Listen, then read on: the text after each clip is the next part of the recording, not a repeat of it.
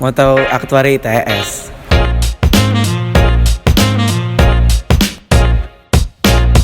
Oke, hari ini balik lagi di Rindang bareng gua. Nah, hari ini gua main ke FMKSD, Departemen Aktuaria. Nah, di sini gua bareng teman gua, Enji. Kita bakal room tour, enggak sih. Jadi kita bakal ngeliat-liat gedung barunya Aktuaria itu kayak gimana. Perkenalan lu dong sebelumnya. Nama gue Angelita Devina, tapi lu bisa panggil Enji. Gue dari Sains Aktuaria 2018. Oke. Terus apa lagi? Kayak lu awal tahu Aktuaria gimana sih? Soalnya kan gue aja sebelum bikin video ini nggak tahu gitu di ITS tuh ada Aktuaria kayak gitu. Awalnya gue tahu Aktuaria tuh, awalnya gue juga nggak tahu. Terus dikasih tahu sama teman Aktuaria itu apa. Terus akhirnya pas dia jelasin Aktuaria, terus kayaknya gue ngerasa kayak kok ini gue banget gitu loh. Okay. Kayak gue juga baru tahu ada Aktuaria di sini. Terus setelah search ternyata ada Aktuaria udah UI, ITS, terus di UPH, terus mana lagi ya? Oke. Ya situ-situ sih. Terus kenapa lu pilihnya ITS gitu? Awalnya tuh gue jujur ya, sebenarnya gue pinginnya UI. Yeah. Terus karena gue masuk jalur SNM, terus lu masuk jalur SNM ya? Iya, SNMPTN undangan. Nah, pas di situ tuh teman gue ada yang milihnya UI Aktuaria. Terus ya udah akhirnya gue ngalah. Nah, gue mikirnya karena ini institut juga, jadi kayak universitas sama institut kan beda. Yeah. Jadi ya udahlah ITS karena institut gitu. Ya udah akhirnya ITS. Oke, boleh nggak lo ajak gue keliling-keliling ini lo? Soalnya ini kayak bukan ITS banget gitu, soalnya bagus banget di gedungnya. Iya. Oke. Nih, ini ada berapa kelas total? Total 2 doang, karena kita kan satu angkatan tuh ada 55 anak, 55, terus dibagi ya? 2 kelas. Oke. Jadi sekelas cuma 30-20-an orang? Iya, 20-an orang. Oke, ini kelasnya ya? Nah, iya, ini kelas yang pertama. Oke. Nah, ini lagi apa nih? Ini tuh sebenarnya gue lagi ada rapat buat ngurusin hima. Jadi karena kan Aktuaria di tes ini kan baru. Iya. Yeah. Jadi gue tahun pertama nih belum ada hima, terus habis itu disuruh bikin hima. Ini lagi ituin calon himanya. Berarti kalau untuk keseharian lu itu kan biasanya kalau gue interview orang mereka punya mereka kesibuknya himpunan dan lain-lain. Nah, kalau anak Aktuaria sendiri itu gimana? Sekarang sibukannya.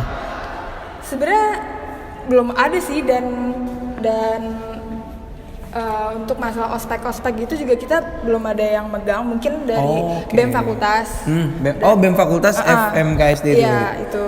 Oke. Nah, terus ya akhirnya nggak ada kesibukan jurusan, nggak ada sih, baru masing-masingnya kelas gitu. Oke.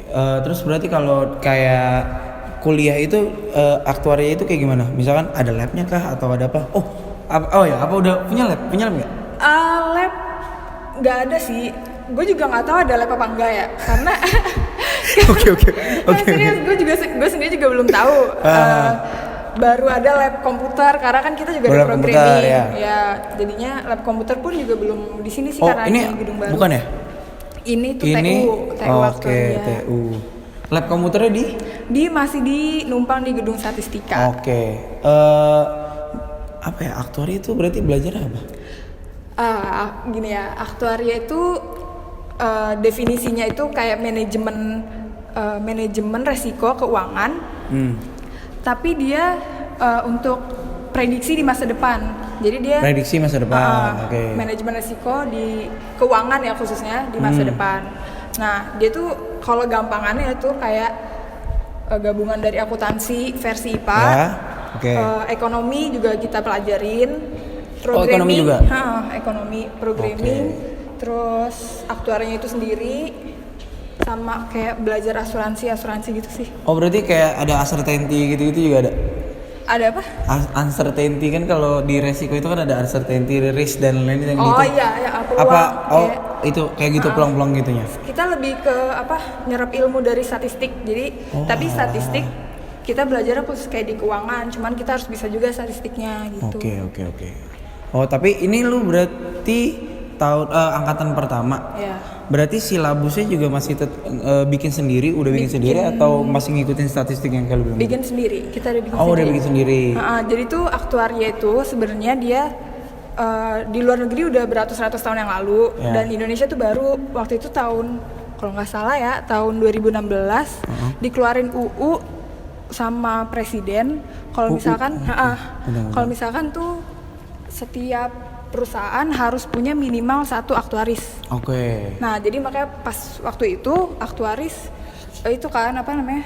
Booming ya? Iya, booming. Oke. Nah, aktuaris itu sebenarnya ada gelar sendiri, ada 7. Jadi buat jadi seorang aktuaris itu harus ada 7 ujian yang harus dilulusin sama 10. Jadi 7 ujian itu 7 ujian itu baru dapat gelarnya ASAI. Oke, ini ruangan apa nih?